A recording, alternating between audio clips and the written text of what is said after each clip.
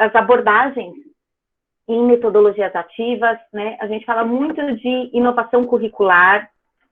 Nós temos esse bate-papo aqui, esse encontro, todas as quartas-feiras, às 17 horas, é um encontro de 1 hora para a gente se manter atualizado, compartilhar ideias, experiências. Eu brinco que é o nosso chá das 5, porque nós somos o quê? Muito chique, então a gente precisa de um tempinho também para a gente, né, respirar, parar de apagar incêndio na escola. Aqui eu acho que a maioria deve ser diretora, gestora de escola, eu também sou, então a gente sabe, a gente está tudo no mesmo barco, né? Vive as mesmas experiências, vive as mesmas situações. Eu brinco que pai só muda de endereço, né? Aluno também só muda de endereço, professor, e problema de escola também. Então, acho que todo mundo consegue entender e se enxergar nessa posição. Aqui também. Que aqui eu não sei como é que está o nome direitinho, mas a Fael Gama levantou a mão, pode falar.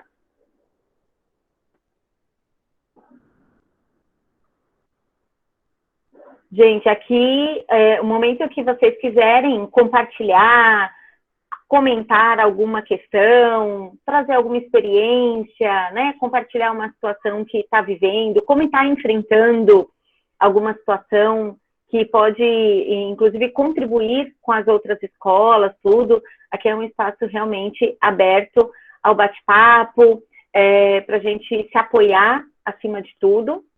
E nós aqui do Viva temos, então, essa iniciativa de trazer esse espaço de reflexão, de atualização pedagógica, né? Então, a gente fala muito aqui de inovação.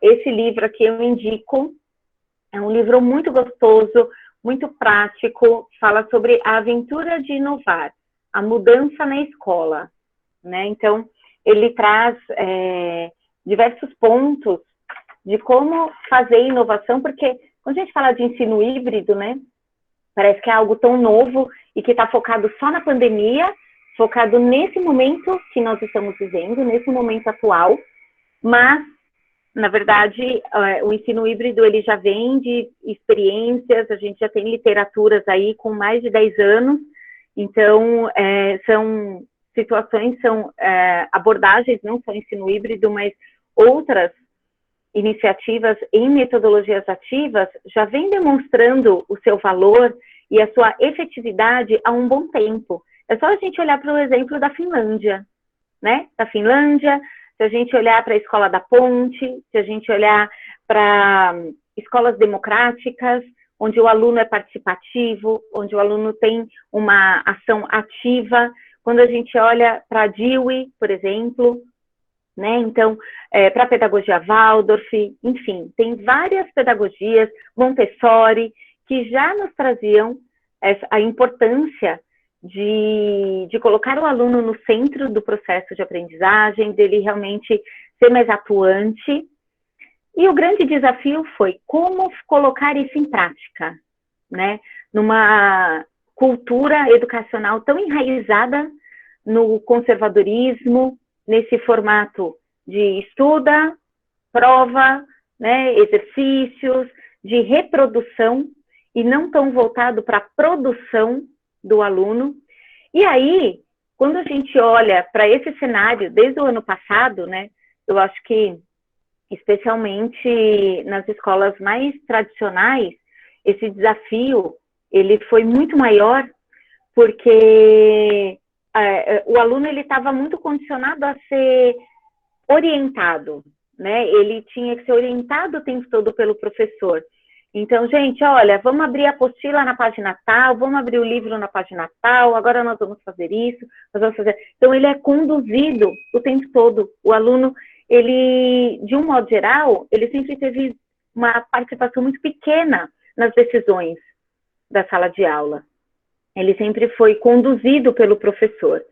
E aí, quando ele se vê fora da sala de aula, sem esse monitoramento do professor o tempo todo, sem o professor ali do lado, eu falei muito ano passado sobre o quanto a pandemia e o fechamento das escolas denunciou a falta de autonomia do aluno. A gente tem lá no nosso projeto político-pedagógico, a gente tem no site da escola, como projeto, como abordagem, como diferencial até, preparar o aluno para o futuro, né? Preparar o aluno para o estudante para a vida, preparar, então, sempre no sentido de que essa criança ela seja uma cidadã, um cidadão que possa fazer escolhas, que possa atuar ativamente na sociedade, mas aí a gente olha dentro da escola, em que medida que esse aluno ele está atuando ativamente na escola, nas decisões da sala de aula, o quanto ele tem de autonomia dentro da escola, né? E aí eu vejo que muitas vezes a gente tem um discurso incoerente e inconsistente, e que agora na pandemia ficou explícito, ficou muito exposto para as famílias, né, para os pais, para os professores também. Fato é que nós, por conta da pandemia, né, ainda estamos vivendo momentos de muita instabilidade, então algumas escolas retornando para o presencial, outras ainda não, outras com rodízio de alunos na escola, e aí entender exatamente o que é o ensino híbrido, o que é esse rodízio de alunos, quais são as possibilidades, como que eu posso, de fato, trazer uma efetividade na aprendizagem do meu aluno, né, independente das condições, da situação que o aluno esteja estudando, né. A gente tem lido muito, eu mesma sou colunista de uma revista, da revista Direcional Escolas, vou até colocar o link aqui para vocês, depois se vocês tiverem interesse em conhecer um pouco mais, vou colocar o link que aqui nós temos muitas matérias.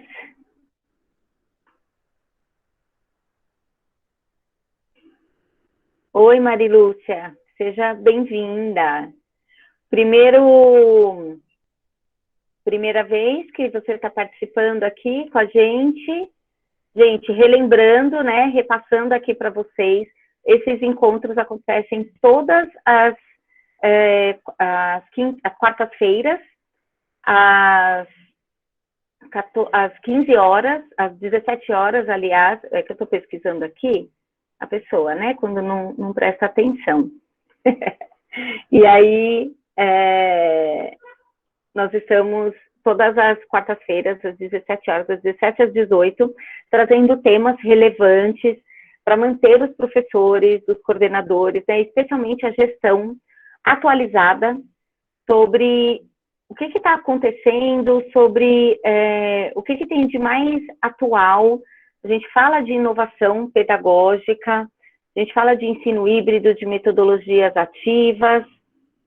Vou colocar aqui para vocês, no bate-papo, a minha coluna na revista Direcional Escolas. Então, lá vocês vão conseguir conhecer um pouco mais sobre o nosso trabalho aqui no Viva, reforçando, então, o Viva é um material didático inovador, voltado para metodologias ativas. Então, a gente entra em parceria com a escola, é um projeto educacional que visa realmente auxiliar a escola em toda a transformação. Então, a gente vai pegar a escola de ponta a ponta, com todos os colaboradores, os professores, as famílias, fazemos as reuniões com a família para apresentar o projeto, para mostrar a importância, a necessidade dessa mudança de olhar, do quanto a criança ela precisa, enquanto a gente precisa ter esse cuidado com as habilidades socioemocionais, com autonomia, desenvolver para além do conteúdo,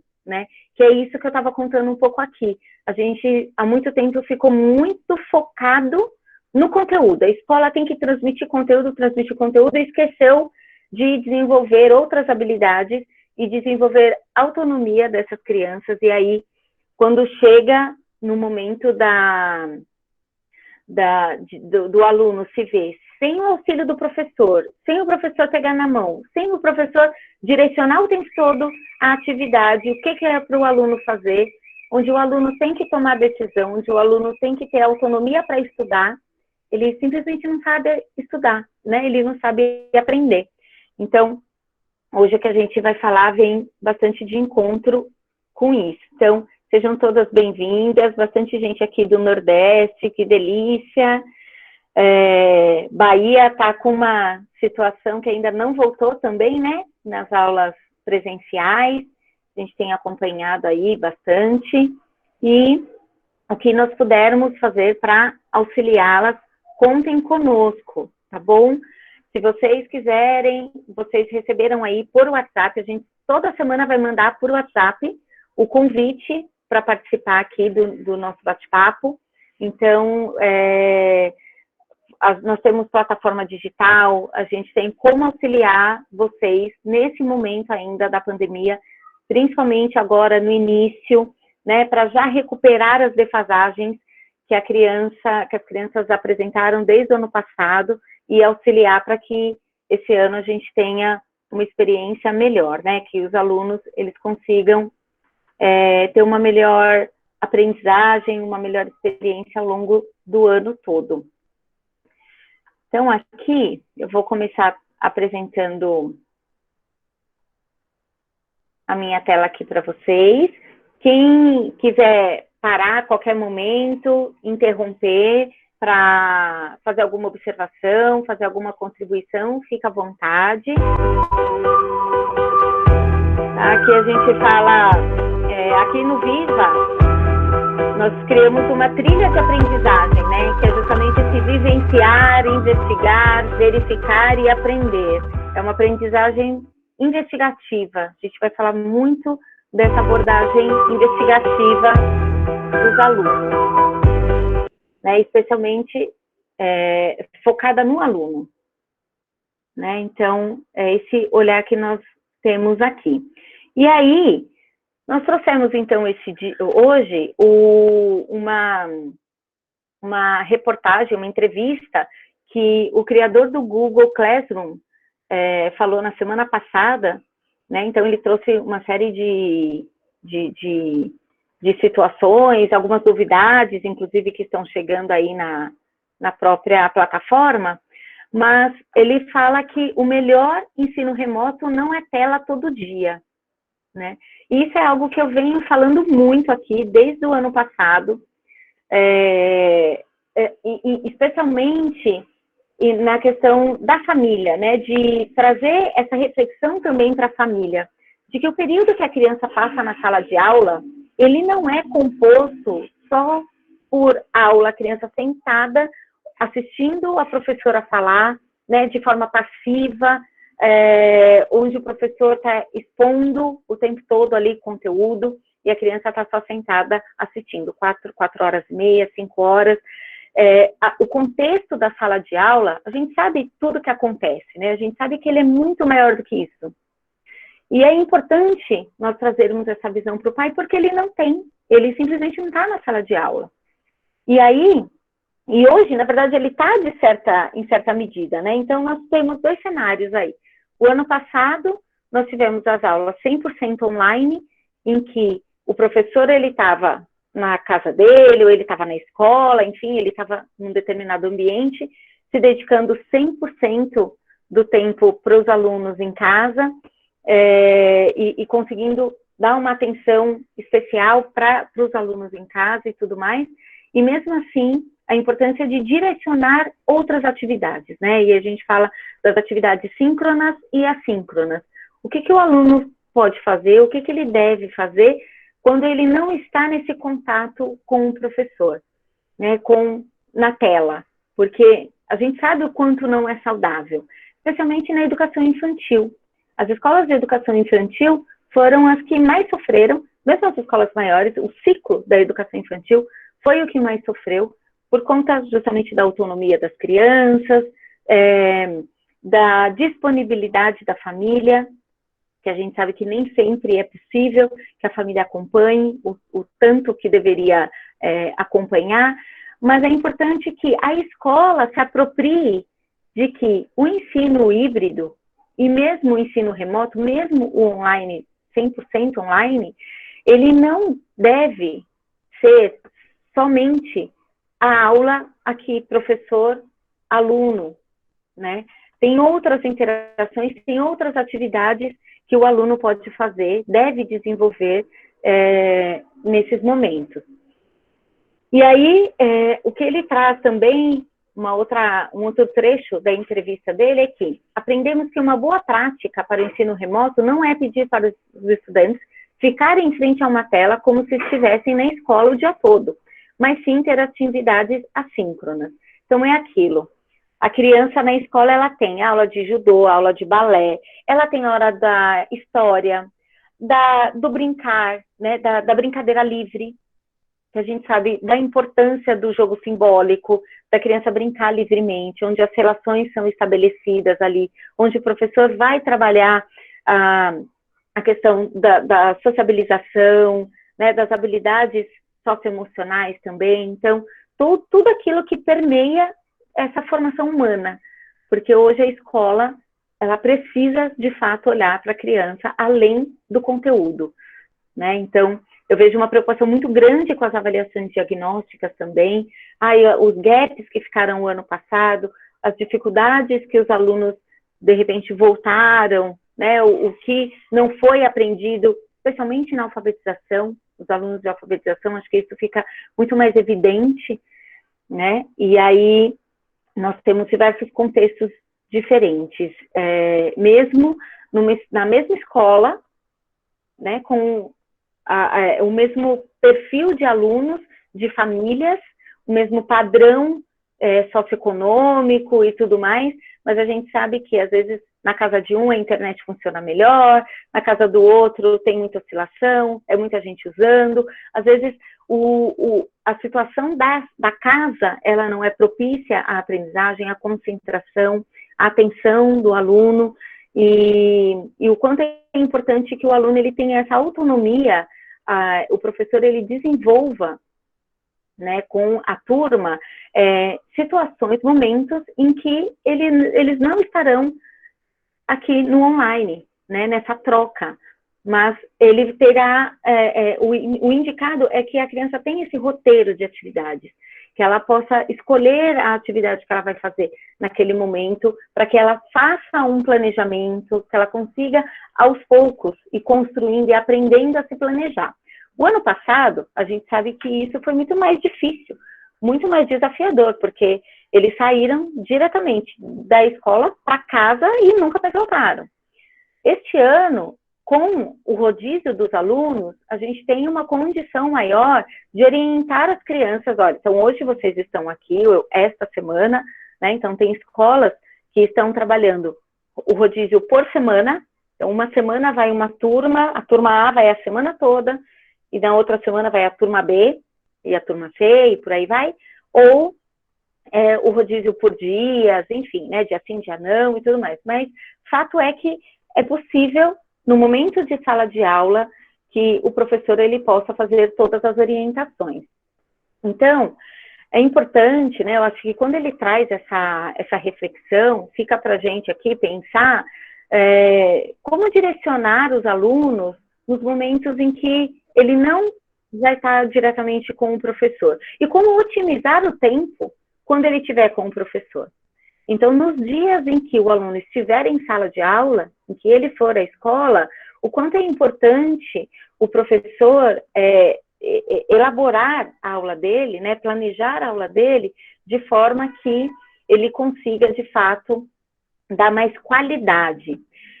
Hoje está me preocupando bastante, né, eu acho que vem muito de encontro com essa fala dele, que muitas escolas simplesmente colocam, simplesmente não, né, porque a gente sabe que também não é tão simples assim, mas colocam a câmera ali, a webcam, o computador, enfim, e os professores transmitem as aulas ao vivo, né.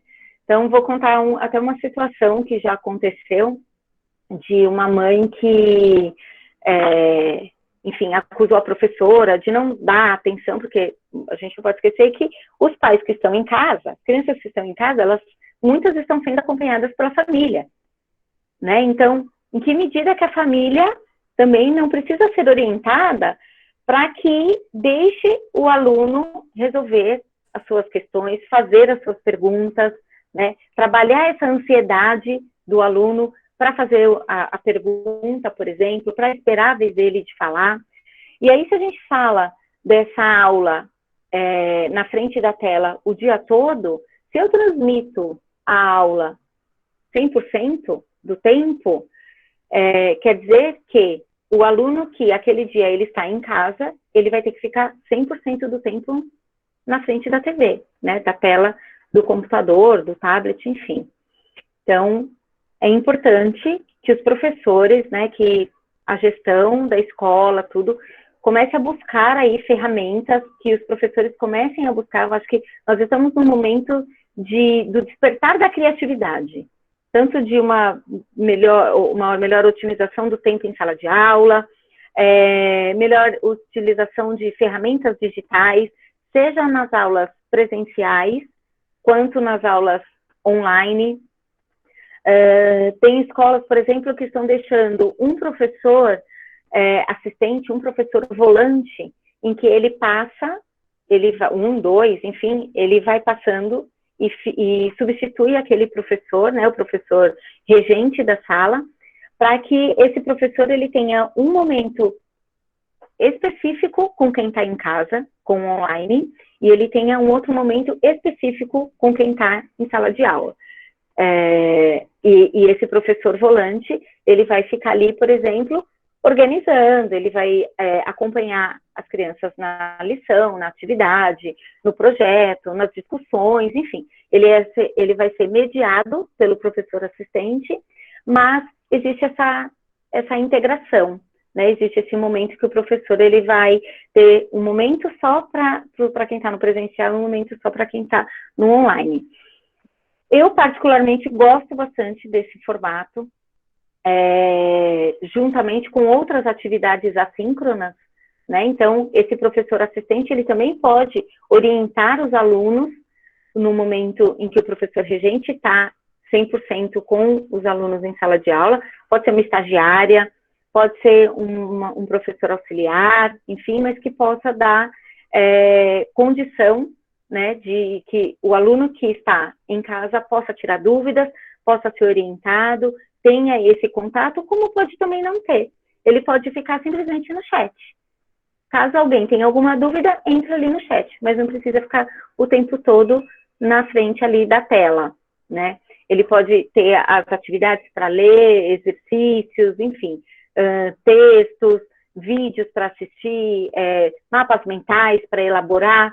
Então, o quanto a criança não pode produzir sozinha, né? Então, enquanto nós dissermos aos nossos alunos que eles precisam da gente o tempo todo para caminhar, eles vão precisar da gente o tempo todo para caminhar, né? Então, a gente só vai desenvolver a autonomia dos alunos dando autonomia, proporcionando situações para que eles adquiram, para que eles se desenvolvam. Enquanto nós formos centralizadores, enquanto os professores se mantiverem centralizadores, os alunos vão se manter dependentes. E aí, você vai continuar no mesmo formato, né? E aí a gente acaba transmitindo, né? E aí, o modelo híbrido, o ensino híbrido. O ensino híbrido, ele se torna uma transmissão de uma aula tradicional ou de uma aula, da aula que está acontecendo na sala de aula. Um dos pontos que eu tenho trazido bastante aqui para reflexão também, o quão frustrante não pode ser isso para as crianças que estão em casa, especialmente, né? Porque a gente sabe que o que eles mais sentem falta é dos amigos, é dessa socialização, é da hora do lanche, né? Do brincar. E ele saber que aquelas crianças que estão na escola estão vivenciando tudo isso, e ele que está em casa não pode participar, ele tem parte só disso, ele está atuando só em parte disso, né? Então, é importante a gente pensar não só no conteúdo, mas na experiência da criança, do estudante, nessa relação, na relação com o outro, com os colegas, com o professor e com o próprio conteúdo, com a própria aprendizagem, tá? Bom, sobre se o encontro de hoje ficará gravado, sim, nós sempre encaminhamos depois para vocês a nossa vídeo, e fica também, gente, no nosso canal do YouTube. Todos os outros encontros, todas as semanas, nós publicamos no YouTube o nosso bate-papo aqui, tá bom? Então, vocês podem acessar lá depois, encaminhar para colegas, para professores, para quem vocês acharem pertinente. Como você orienta o ensino híbrido para a modalidade de educação infantil e creche? É claro que na educação infantil, a gente tem uma dependência muito maior da criança, né? E a orientação para a família, ela é essencial, né? Mostrar para a família que nós somos parceiros e que a família, ela precisa contribuir, ela precisa participar dessa construção, é muito importante. É claro que dando todo o suporte e orientando, né, em todas as demandas que a família precisa para sanar aí as dificuldades. E estabelecer aquilo que é prioridade. Então, vamos falar de alfabetização ou um conteúdo novo, aquele conteúdo que ele precisa ser trabalhado com direcionamento, que a gente sabe que eu não vou trabalhar letra cursiva, eu não vou trabalhar adição, eu não vou trabalhar a apresentação de uma letra, por exemplo, no dia que a criança está em casa, né? Quando a gente está falando aí do rodízio dos alunos. Porque a gente sabe que a criança, se ela tiver contato com aquele conteúdo de uma forma ruim, negativa, né? De uma forma que não seja bem mediada pelo professor, os desdobramentos disso, né, os problemas que isso pode ocasionar ao longo da aprendizagem da criança vai ser muito maior.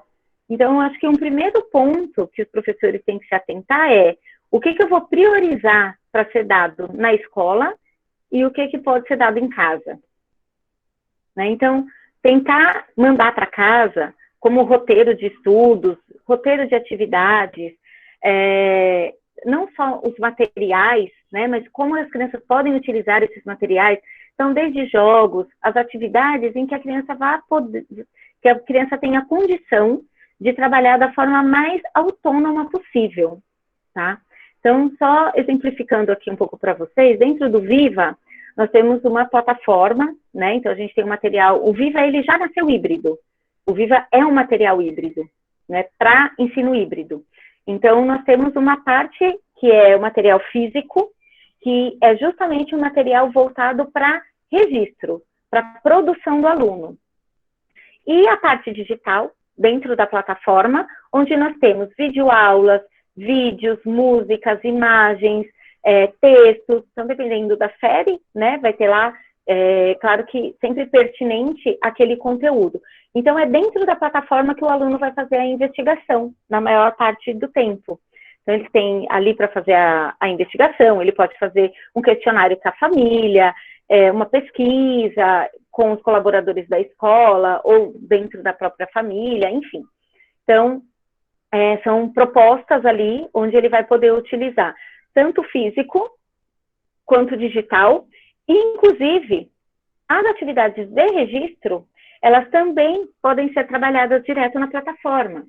Então, na própria plataforma, a gente tem todas as atividades do material físico na plataforma, onde a professora em sala de aula, ela está dando atividade 30, por exemplo, ela libera a atividade 30 para os alunos que estão em casa.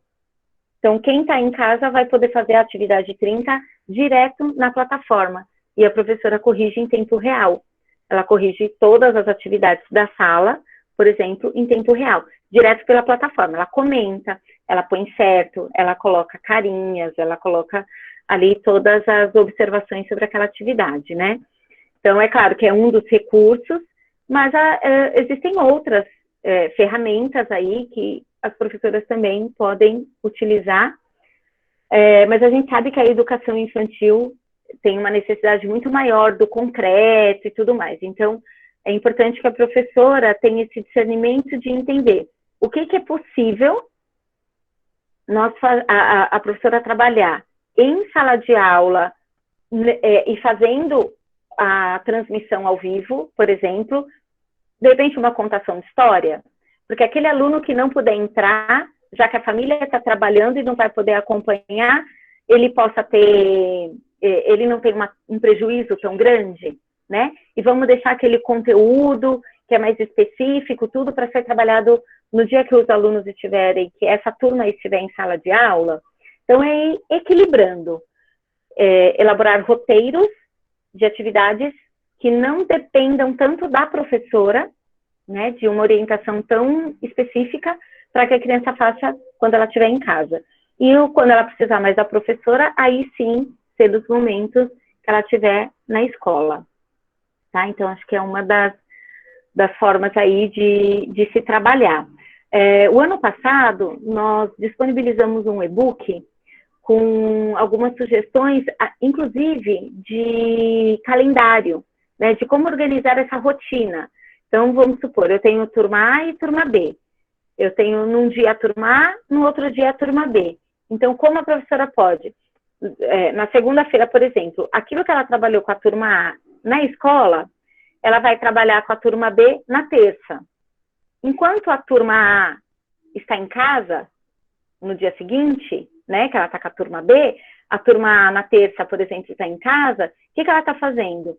Atividades, por exemplo, relacionadas ao que ela trabalhou na segunda-feira, e ela pode também estar preparando atividades para o dia seguinte, para o próximo dia de aula, que é o que nós chamamos, dentro das metodologias ativas, da sala de aula invertida. O que é a sala de aula invertida? Antes de eu trabalhar um conteúdo em sala de aula, eu já disponibilizo alguns materiais para que os alunos tenham acesso, para que eles leiam, assistam, para que eles pesquisem, investiguem, enfim. Eles já buscam ativamente, né? Por isso que a gente fala da metodologia ativa. Então, esse aluno na ação, ele vai buscar aquele conhecimento e ele vai chegar na aula com um conhecimento prévio já adquirido. Então, quando a professora, olha o que eu falei lá sobre a otimização do tempo em sala de aula. Uma das formas da gente otimizar esse tempo é isso. Então, por exemplo, eu estou lá na educação infantil e talvez eu vá trabalhar com a cor vermelha. Então, uma das atividades pode ser o aluno justamente procurar pela casa um brinquedo ou um elemento, um objeto que tenha a cor vermelha e fazer um registro, e depois, no dia da sala de aula, ele vai contar aquilo, ou o professor vai lançar um desafio.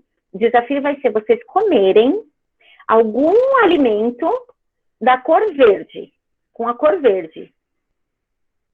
Quais podem ser esses alimentos, né? Então, o que a gente tem? A gente tem a salada, tem maçãs verdes, tem alface, tem rúcula, enfim. Então, pode ser uma experimentação, algo que, novamente, ele vai precisar ali da ajuda da família, claro, mas de uma forma muito mais tranquila, né? No conteúdo mais divertido, mais prazeroso e que, de repente, pode trazer até grandes oportunidades de trabalhar um livro de receitas no final, né? Estou trabalhando todas as cores, e aí teve o desafio de fazer receitas com aquelas cores, e aí a atividade daquele dia, o dia que a criança não é o dia dela na escola, ela tem que fazer uma receita lá que utilize algum elemento amarelo, ou que uma gelatina de abacaxi, por exemplo, né? E aí, depois ela vai contar como que foi essa experiência, se era gostoso, se não era, como que foi ele fazer, se a mamãe deixou fazer, se não deixou, enfim. São algumas ideias aí de como trabalhar na educação infantil, e essa é uma atividade assíncrona que ele traz aqui, né? E fica essa questão, né? Então, como que as escolas estão trabalhando com as suas aulas síncronas e assíncronas? A grande maioria das atividades, das escolas que eu tenho tido contato, especialmente as escolas mais tradicionais, que são mais ainda focadas no livro, né, muito fechadas ali dentro do livro, dentro da apostila e tudo mais, estão trabalhando exatamente assim, transmitindo a aula, então, a aula expositiva, né, do professor, uma aula muito focada no professor, na fala do professor, sem muitas interações digitais, sem utilizar outras plataformas, outros recursos, e o que eu quero trazer aqui para vocês é que é possível, né? E é muito mais prazeroso para o aluno também, quando ele tem a possibilidade de criar e de trabalhar com outras ferramentas, que a gente sabe que é o que eles mais gostam, né? E nessa própria reportagem, nessa matéria, nessa entrevista do Google, ele fala sobre algumas ferramentas que eles estão trazendo, que é, por exemplo, os emojis.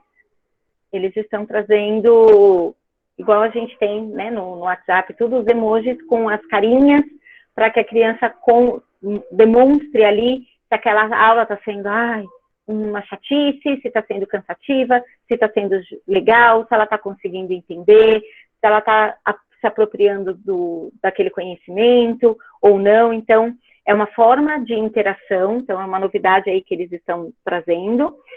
Mas, novamente, é possível que os professores eles busquem também outras ferramentas, como o Padlet, como as próprias apresentações do Google, né, para trazer os conteúdos os GIFs, outras ferramentas que eles façam a aula se tornar mais interativa. Um outro ponto que eu percebo que merece um destaque é a questão do comportamento dos alunos, né? E ele traz nessa reportagem também falando sobre os memes, né? Que muitos alunos têm se tornado o cyberbullying. Então, ele fala do cyberbullying de alunos que estão virando memes quando trava a tela do computador, por exemplo. Então, rapidamente, aqueles alunos tiram um print, pega a carinha ali e aquele aluno já vai ser motivo, né, de piada, de zoação, e o quanto isso mexe também com o emocional das crianças. Então, é mais um ponto para a gente prestar atenção, tomar cuidado, sempre conversar com a família, conversar com os alunos, como eles estão se sentindo nessa experiência, né? Não desmerecer esses sentimentos, porque isso impacta na aprendizagem. Se a criança não se sentir confortável, se ela não se sentir acolhida, ela vai ter um impacto na aprendizagem, né? Ela vai evitar aparecer, participar, ela vai ficar... É a mesma coisa da criança na sala de aula triste, né? A gente sabe o quanto vai impactar. Então, ele traz que um dos desafios está sendo essa questão do cyberbullying, e fica aí uma sugestão para que vocês todas orientem tanto os professores quanto os alunos na boa conduta das aulas online e nas aulas no ensino remoto, né, no ensino híbrido, nesses momentos aí de rodízio. Um outro desafio que muitas escolas vêm enfrentando é em relação aos dispositivos, né? Então, o computador, o notebook, o celular, o tablet, de ser compatível com essas ferramentas, com essas plataformas.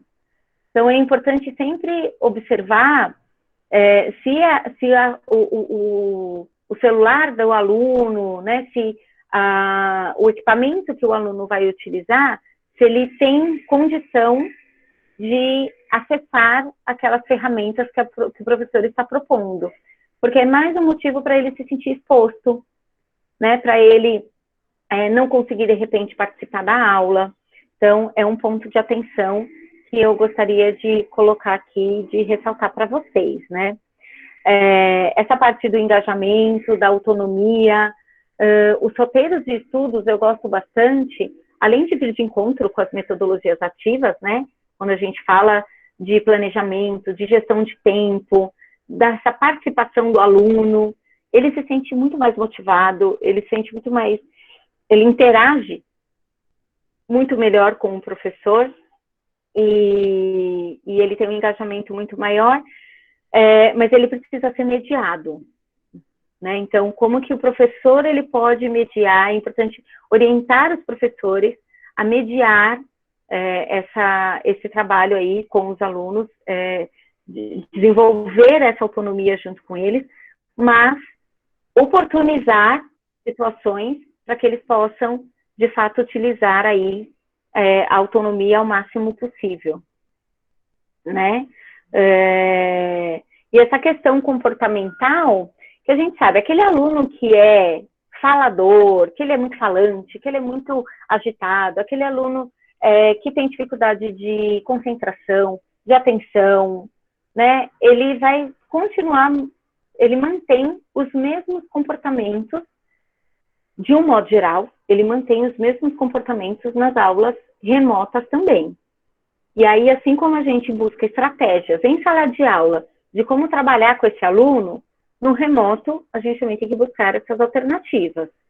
Então, é importante que o professor ele tenha esse mapa da sala, né? Ele consiga visualizar tudo isso e buscar essas estratégias, fazer grupos que sejam mais efetivos.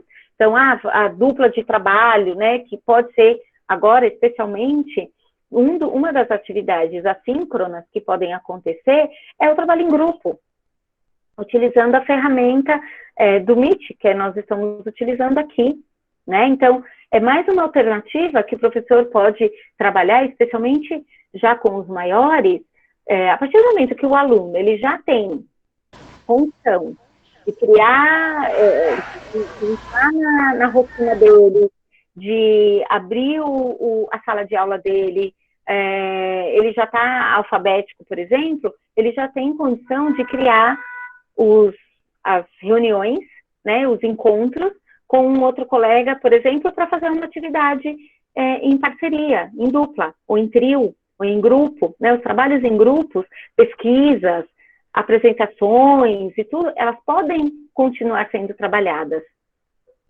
Então, é claro, é importante que o professor oriente, olha, o que não pode acontecer, né? Qual que é o tempo ideal para vocês se encontrarem para falar sobre o trabalho? Meia hora, 40 minutos, 1 hora, vai depender aí da idade, né?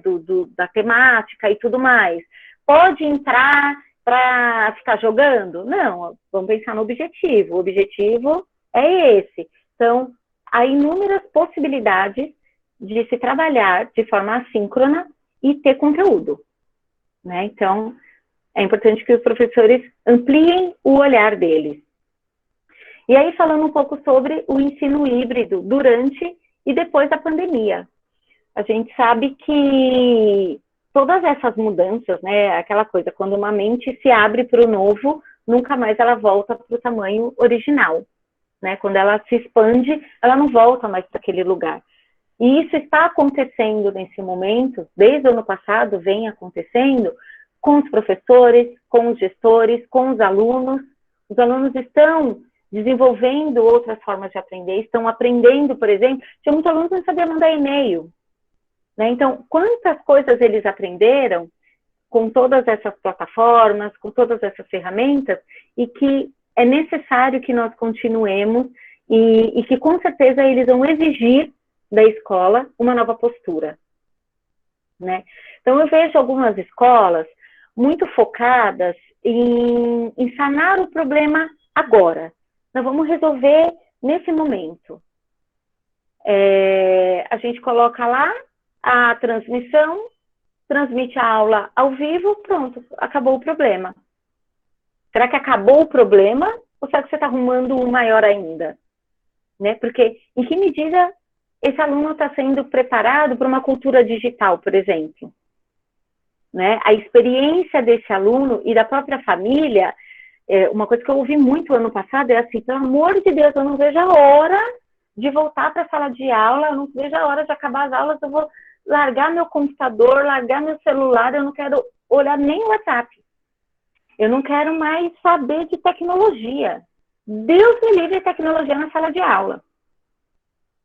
Então, essa foi uma fala que, especialmente no final do ano, acompanham muitos professores, né? Eu entendo até o cansaço e tudo mais. Mas por quê? Porque o professor, ele mudou o ambiente de trabalho, mas ele não mudou a forma. Ele não mudou o mindset. Ele não mudou a chavinha, né? De pensar, por exemplo, nessas outras possibilidades.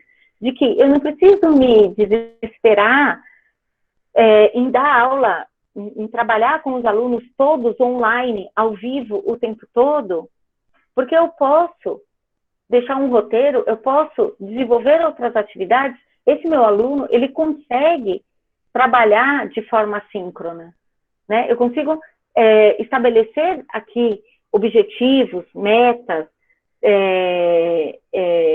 direcionar algumas atividades para que ele faça em casa de forma autônoma, né? Sem depender da minha intervenção 100%.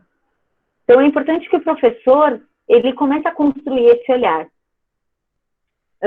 Eu não sei em que medida os professores, né? Aqui a gente tem, eu acho que alguns professores, temos gestores também, coordenadores.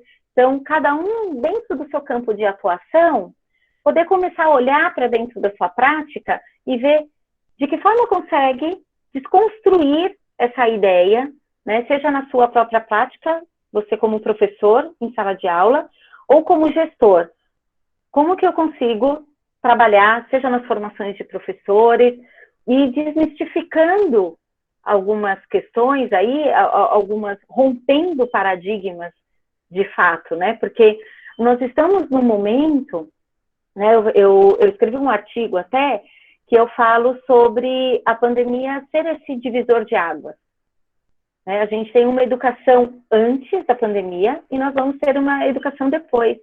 A educação, aquela escola de março, de fevereiro, de janeiro de 2020 ficou lá atrás. A gente precisa resetar, né? Então, reiniciar, ressignificar. Eu acabei de escrever um texto que vai compor um capítulo, né, de um livro, que vai compor um livro da PUC de São Paulo, e o título é justamente, está aqui, ó, que eu estou mandando hoje para o professor coordenador do livro. Ressignificar o currículo em novos cenários da educação escolar. Assim que liberar, que a gente tiver esse livro, eu ainda não posso, né, dar esse spoiler todo. É só um spoiler aqui, mas eu não posso entregar o texto para vocês, o capítulo para vocês. Mas a gente, eu junto com a minha professora orientadora do mestrado, a gente está falando aqui muito sobre essas conexões, né? E a gente inicia o texto, né? Eu inicio o texto falando sobre mais pontes e menos muros. Nós fomos educados numa escola cheia de muros. No muro físico de dentro da escola e no muro fictício ali da nossa mentalidade, né? De uma mentalidade fechada, de uma aprendizagem voltada para o vestibular, todos os alunos fazendo as mesmas coisas no mesmo ritmo, da mesma maneira. E hoje tem tantos estudos, quando a gente olha para as inteligências múltiplas, quando a gente olha para a psicopedagogia, para a neurociência, que já demonstrou com todos os estudos de forma científica, que cada pessoa aprende num ritmo diferente, com estímulos diferentes, e aí a gente quer manter a escola oferecendo os mesmos estímulos para todos os alunos e querendo os mesmos resultados, né? E aí eu sempre venho trazendo essa reflexão. Nós estamos preparando os nossos alunos para o passado, para o presente ou para o futuro? Essa é a pergunta que fica. Quando eu simplesmente coloco faço uma transmissão ao vivo da minha aula tradicional, mantenho os alunos no mesmo formato, passivos, a aprendizagem centrada no professor, e mantendo todo mundo, né, com essa mesma, com esse mesmo papel, com essa mesma função, né, eu não estou ressignificando a educação. Tampouco eu estou colocando tecnologia na sala de aula. Então, para que a gente tenha resultados diferentes, e nós precisamos ter resultados diferentes, porque o mundo precisa, né? A gente hoje, em todos os segmentos, em todos os trabalhos, banco, o home office, olha o quanto cresceu de home office. Hoje a gente passa nas ruas, quantas empresas, quantos comércios, quantos lugares não estão lá com placa de aluga-se e tudo mais. Quer dizer, houve esse repensar, né? Poxa, o colaborador, ele é produtivo em casa também? Você sabe que na minha escola, por exemplo, já contei aqui que eu sou gestora também, né, de um colégio inovador aqui em São Paulo. Nós temos o reconhecimento do MEC pela inovação e criatividade na educação.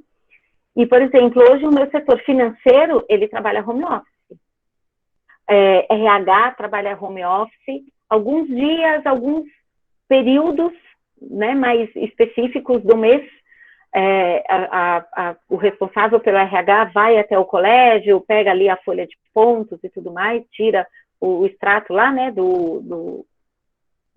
de bater pontos, e, enfim. Então, tem alguns momentos pontuais em que é preciso, ou o híbrido aí, né, ou funcionário híbrido também, né, ou trabalho híbrido, é aquele que, quando precisa ser online, é online, quando pode ser online, é online, e quando precisa ser presencial, vai ser presencial. Inverteu.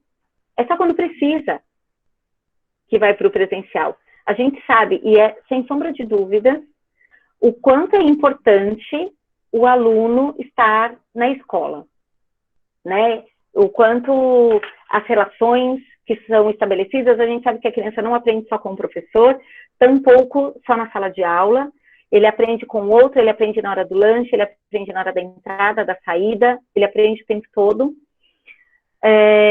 Mas, ao mesmo tempo, o que a gente pode repensar desse currículo para que a gente possa oferecer uma nova experiência de aprendizagem para os alunos.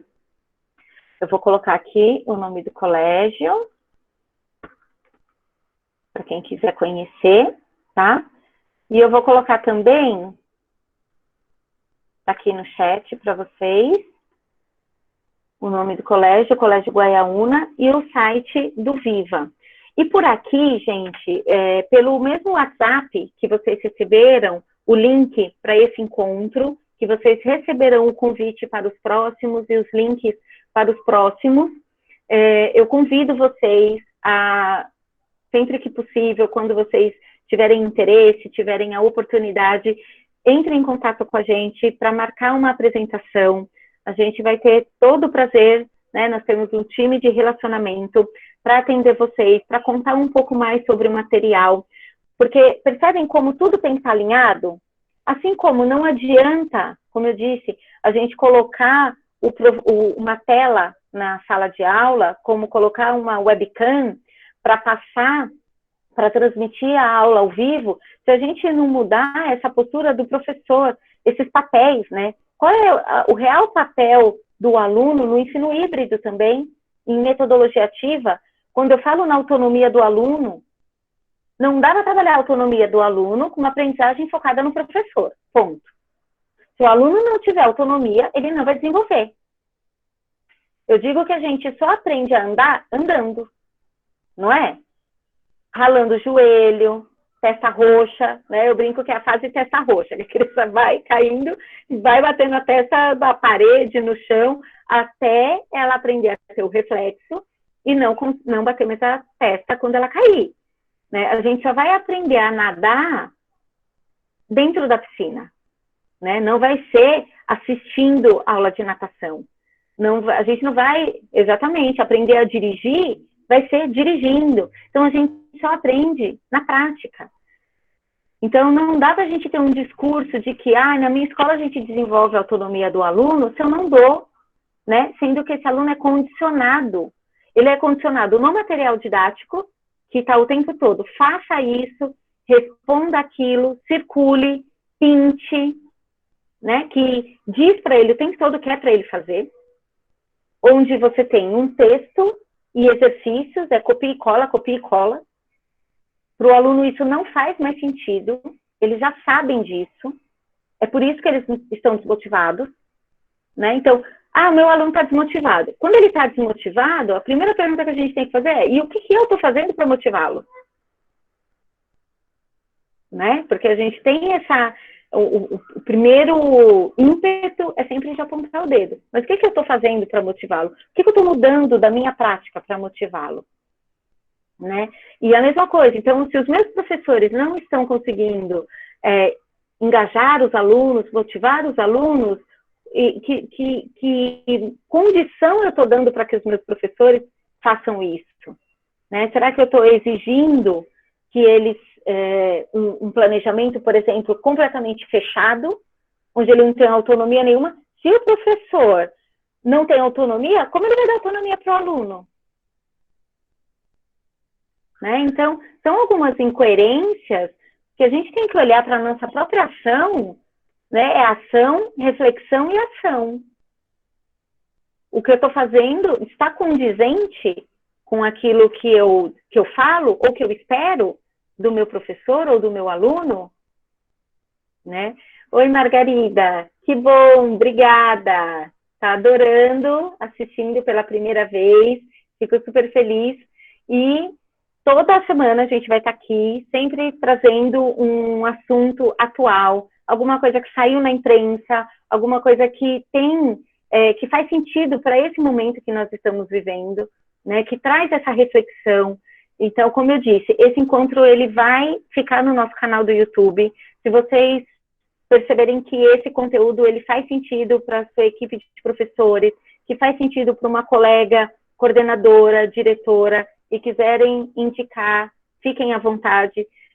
Podem nos chamar também pelo WhatsApp, tá? Podem entrar em contato com a gente para assistir uma apresentação do Viva, entender como que nós podemos te ajudar, seja com a plataforma digital, seja com o nosso material didático. Por que o nosso material didático desenvolve essa autonomia que eu estou falando?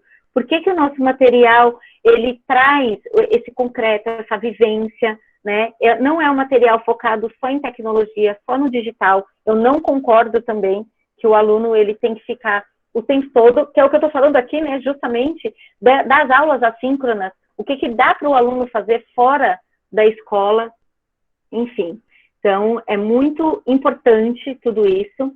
A Eliana me perguntou aqui, mas você não acha que é necessário alguns exercícios de sistematização para alguns conteúdos? Acho sim. Né? O meu receio é que às vezes os professores deixam o conteúdo muito solto. Eu penso muito o seguinte, Eli, a gente tem que tomar cuidado para não colocar, não sair de um extremo para o outro. Né? Eu acho que o equilíbrio, e o ensino híbrido é isso, né? A gente saiu do 100% presencial para o 100% online, e aí agora a gente está entrando no ensino híbrido, não no contexto real do ensino híbrido. Eu já fiz um encontro aqui sobre ensino híbrido só, trazendo o conceito real de ensino híbrido, tá? Tem muita gente utilizando, e o próprio governo fala do ensino híbrido no sentido do rodízio dos alunos em sala de aula, o que não é ensino híbrido, né? Ele não se resume a isso. O ensino híbrido não é eu colocar a câmera na sala de aula e transmitir a aula ao vivo. Não é. Né? Então, vai muito além disso. Então, eu concordo com isso. E também não é deixar os alunos completamente soltos e, né, autonomia, e cada um faz o que quer. Não é isso. Ao contrário, precisa de muita sistematização, planejamento, gestão. A diferença é que o aluno participa disso. Ele participa dessa construção. Ele faz parte das decisões, não é tudo imposto, sabe? Então, o que muda, né? Eu acho que a grande mudança aí é nesse olhar do professor, é ressignificar, de fato, o papel da escola, o papel do professor, o papel dos alunos e da família. e colocar a família também nessa discussão. Porque, por isso que eu penso muito nesse trabalho de construção, né? De construção desse conhecimento, que começa aqui pela gestão, pelos professores, é uma tomada de consciência para que a gente possa continuar, né? Para que seja contínuo, um processo contínuo de conscientização também dos outros agentes da escola. Inclusive dos outros colaboradores, do pessoal da limpeza, do pessoal das auxiliares, né? Como que agora eu vou utilizar esses novos espaços de aprendizagem, entendendo que a aprendizagem ela não acontece só na sala de aula, e a metodologia ativa fala muito disso, né? O ensino híbrido, um dos pilares do ensino híbrido é isso, é o aluno poder aprender de qualquer lugar, né? E isso ficou muito nítido. Hoje a criança, ela está no médico, ela está em casa, ela está na casa da tia, da avó, está no sítio. Tem gente que mudou de cidade, continua na mesma escola, porque ela está aí com o remoto, né? Com o online. Então, tem muito assunto ainda aqui para a gente conversar, para a gente debater. A Eliana coloca aqui também: a Maria das Neves, excelente palestra, estou amando participar, muito obrigada. Do Pará, que legal, seja bem-vinda. Espero que você possa participar aqui das próximas também, que enriquece muito esse bate-papo. E a Eliana colocou que mesmo antes da pandemia era um desafio ter esse equilíbrio, metodologias ativas e abandono das aulas mais dirigidas. Exatamente, eu concordo contigo. Como encontrar este equilíbrio, né? Você sabe que uma das coisas que nós temos aqui no Viva é a formação mensal de professores. Inclusive, esse sábado, agora dia 27, nós teremos a nossa primeira formação do ano. A gente tem uma formação por mês e vai falar justamente de ensino híbrido e de como o Viva favorece a aprendizagem a partir do ensino híbrido, né? Trazendo algumas experiências, algumas reflexões e tudo mais. E é exatamente isso. É um trabalho sistemático, né? E organizado, planejado. E precisa ter esse equilíbrio e conversar com toda a comunidade escolar. Tem que estar todo mundo engajado para construir esse novo olhar. Alguém teve algum microfone aberto aí? Quem quer contribuir? Lu. Oi, Lu! Tudo bem, amor? Então, você? Saudade! Eu também. Eu queria só falar um pouquinho a respeito de que já tem alguns anos que eu me deparo com essa questão da tecnologia e do uso dela na escola, e eu não sou nada contra a tecnologia, sabe? Eu tenho uma amizade muito grande, até carinho pela tecnologia. Se não fosse ela, nós não estaríamos aqui, né? Exato. Então, mas eu vejo também que as escolas ainda continuam olhando, tanto o professor quanto o gestor, continuam olhando o uso da tecnologia como uma ferramenta, e não como o que já tem alguns anos está se falando, de uma cultura digital, de você entender. Há alguns anos já se fala que os alunos são nativos digitais. E por que nativos digitais têm que continuar usando modelos analógicos para estudar, para trabalhar? Então, vamos deixar que essa cultura digital que faz parte dessas crianças, elas já nasceram dessa forma, já viram isso, e ensinar a fazer um bom uso dessa cultura digital, muito mais do que a ferramenta, eu acho que vai ajudar muito a que as famílias e as crianças entendam que nós estamos numa nova era, né? Numa nova época da vida, né? Então, eu acredito que a gente tem que mudar um pouquinho essa ideia de que é uma ferramenta, como um lápis ou tal. Não, é uma cultura. A gente sabe que tem até hoje a netiqueta, onde é uma etiqueta na internet, onde você tem como se comportar. Então, existe toda essa questão da cidadania digital já, né? Então, acho que é melhor a gente abraçar isso e ficar bem e nos unir para como facilitar isso para as famílias e para as crianças, do que a gente jogar contra, porque isso salvou o ano de 2020 para muitas escolas, eu digo pela minha, e eu não vejo que a gente tem que brigar com isso, né? Eu acho que a gente tem que aprender a conviver com isso, né? Era isso que eu queria É, falar. perfeita a colocação. É incorporar de fato, né? E não colocar como antes nós tínhamos a aula de informática, por exemplo, né? Que era um momento específico, uma vez por semana, normalmente, com aquele professor, né? Então, uma coisa muito apartada do restante. E hoje, o quanto isso tem que estar realmente tá na veia, né? Tá correndo na veia. E em todos os processos da escola, né? Eu acho que eu vejo hoje algumas escolas, por exemplo, ainda com uma agenda de papel, né? Então, aí como a gente fala de cultura digital, quando você ainda está enraizado com processos tão analógicos e físicos, né? Sabe que uma Então, coisa que eu vejo, quando eu falo para o pai, que ele fala, mas não, não o robô, não quero essa sociedade robotizada. Há quantos anos nós não temos um robô no celular? Quem que sabe dizer 6 números do seu celular, até da família?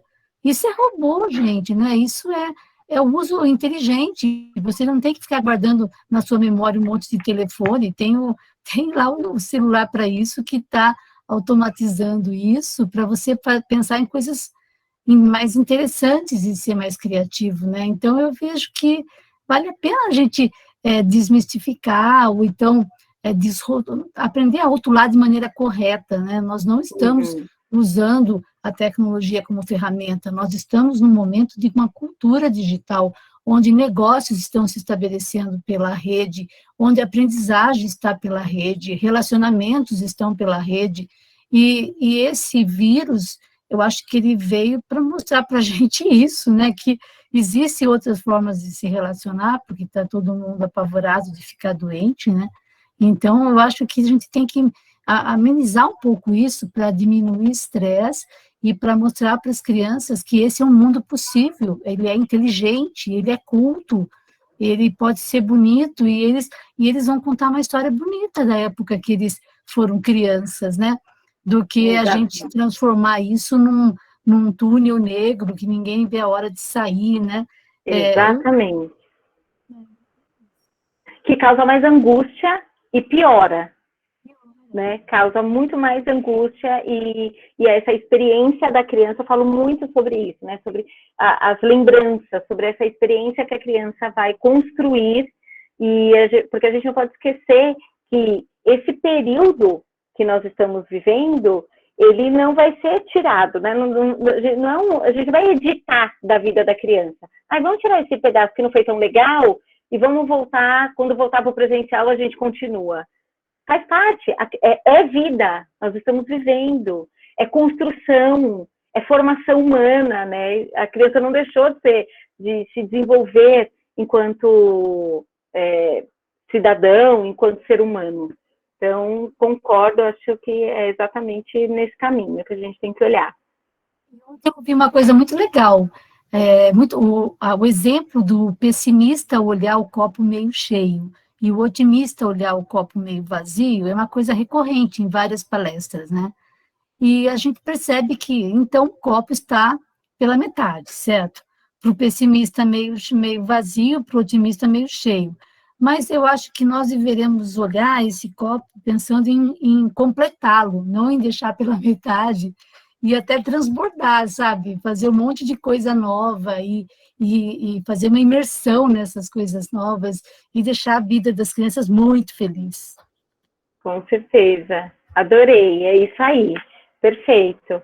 Gente, é isso, então. Muito obrigada pela participação de todas. Na próxima quarta estaremos aqui de novo para mais um bate-papo, mais um momento de troca, de compartilhamento, e espero que vocês possam contribuir, possam estar aqui também, tá bom? depende de nós se a criança considerar memórias afetivas ou positivas. Positivas ou negativas, exatamente. A gente conduz muito o olhar da criança, né? É importante ressignificar como que a criança olha, porque ela olha de um ponto de vista. E como a gente pode ajudá-la a construir essa visão, esse olhar sobre o mundo como está hoje, como as coisas estão acontecendo nesse momento. Então, é isso. Acho que a mensagem que fica é essa. Vamos olhar para dentro e por todos. Um grande beijo e ótima semana e final de semana para todas. Até semana que vem.